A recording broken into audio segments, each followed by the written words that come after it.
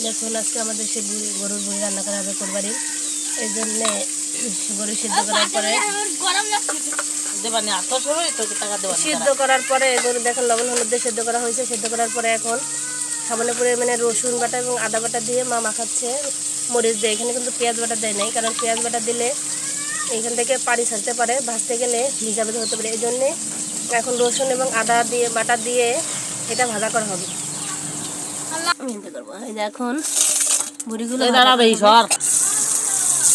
এখন বুড়িগুলোকে সামান্য তেলে ভেজে নেব। দেখুন সব বুড়িগুলো ভেজে নিচ্ছি। এনে রাখো দেবো, এনে রাখো পানি গরম দেখুন